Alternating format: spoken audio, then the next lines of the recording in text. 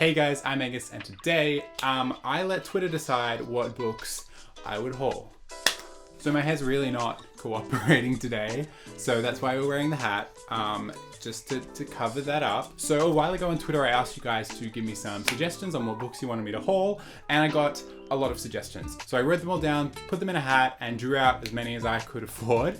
Bought them, and they finally arrived. So today, I'm gonna haul them all for you. I know I just did a book haul like a month ago, but I'm getting back into my old habits of buying too many books. So that's always fun. Let's get into it. Ugh.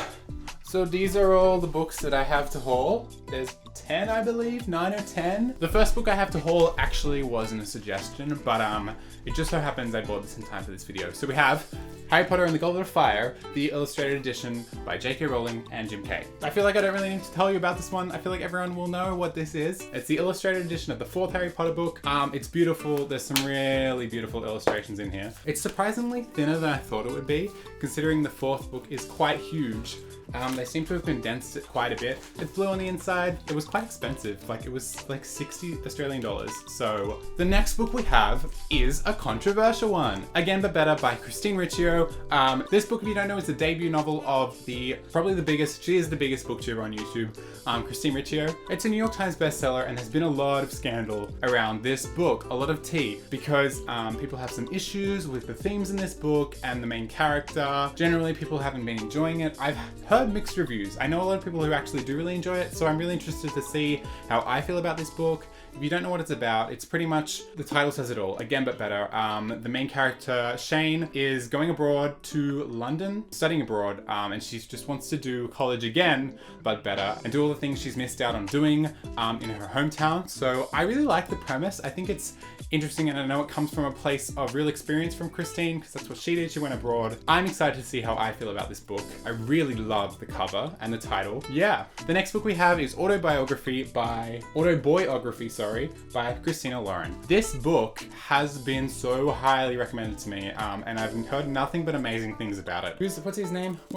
I forget. Tanner Scott moves towns to Utah, I believe. Yeah, from California to Utah, which kind of pushes him back in the closet. He's a bi guy, which is great. I haven't read many books about bi guys, so this will be a great experience for me. And pretty much he takes a dare to take this college class where it's like a challenge. You have a semester to draft a book.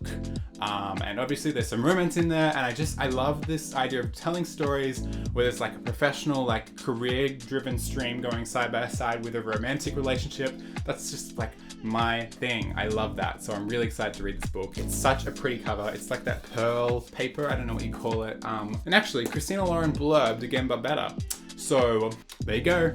The next book we have is probably the most talked about book on BookTube in the past few months, and that is Serpent and Dove by Shelby Mahoran.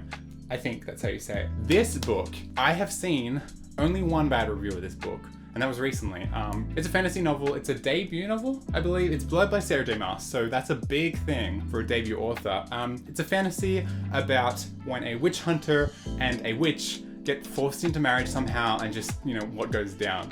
So everyone seems to be loving this book. It's part of a duology, I believe, so there'll be another book coming out. So I'm really excited to see how I feel about this book. I feel like I will like it because I generally go with the crowd on BookTube on what I like and what I dislike. I did see one review of someone saying that they felt like it was very inaccurate and unbelievable, which is interesting. We'll see how I feel about it. The next book we have is actually a graphic novel, and it's Bloom by Kevin Panetta and Savannah Ganashu. I'm sorry if I butchered that name. This is a graphic novel. I really love this blue, black, and white color scheme. This is another gay book. I have a lot of gay books today. Just seems to be a thing I'm getting into. Anyway, this is a story this is like a gay love story, coming of age thing about a boy who wants to leave his small town, but is like struggling with leaving behind his relationship, I believe, or something like that. I'm not too sure. Anyway, interesting. This doesn't have a dust jacket. I was surprised because I thought it would. Not a fan of this like turtleback packaging, but we'll deal. It's still a really pretty cover, and I'm really excited to dive into this one. Next up, we have a book that was sent to me by someone. Who was it sent to me by? Sent to me by Macmillan Australia, so thank you Macmillan for sending me this book, and it is The Name of All Things by Jen Lyons. This is the sequel to The Ruin of Kings, which I've seen floating around BookTube a bit. I haven't read the first book, so I don't know when I'll pick up this book, if at all. We'll see what happens. But thank you so much, Macmillan Australia, for sending me this book. The next book we have is What If It's Us by Becky Albertalli and Adam Silvera. This book again has been so highly requested for me to read, so I'm really excited to jump into it. I love the cover. I love the orange spine. Pretty much another gay love story about Arthur and Ben, who like have a little meet cute moment in New York in a post office when one of them's like mailing back their ex's stuff. So it's kind of awkward. It just follows their little love story, which is a lot of like trying and trying again and again. It's a heartfelt collaboration about two very different boys who can't decide if the universe is pushing them together or pulling them apart. I'm probably gonna read this one first. One of the gay ones I'll read first, because, you know, of course. The next book we have, I struggled so hard to find. As you know, I've been on like a bit of a Rainbow Rowell kick, so I picked up Landline because one of my friends recommended it to me. I couldn't find a copy of the hardback online, so I had to like order one in from my bookstore of the paperback, which I'm not a fan of this cover at all. I think it looks so cheesy, but I'm like halfway through and I'm loving it so much. This is an adult contemporary novel, which is a bit different from Rainbow Rowell's other books. It follows the story of Georgie McCool, who is a writer for a television show, and her struggling to balance her work life and her home life.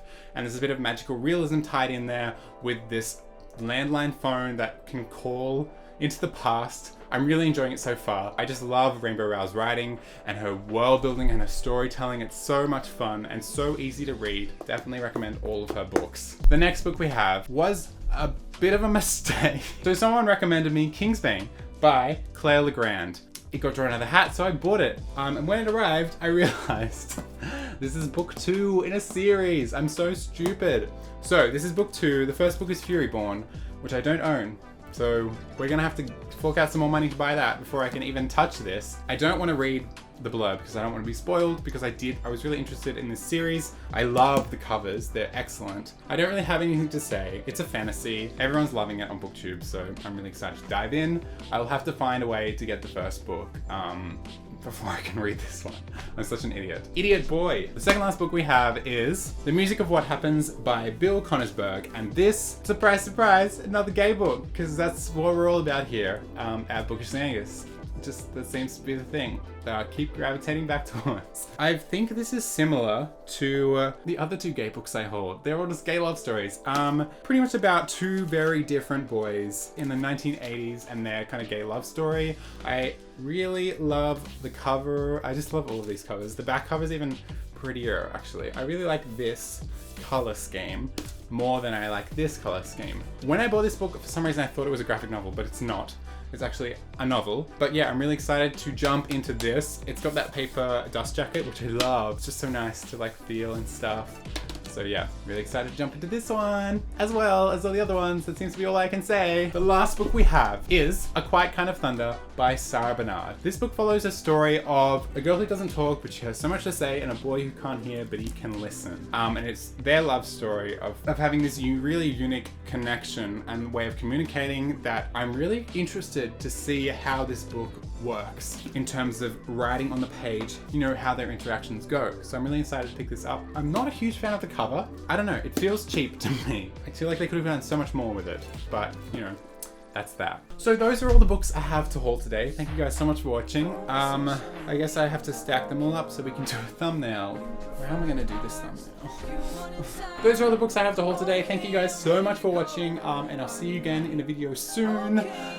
I'm gonna go now before I drop all these books. Bye!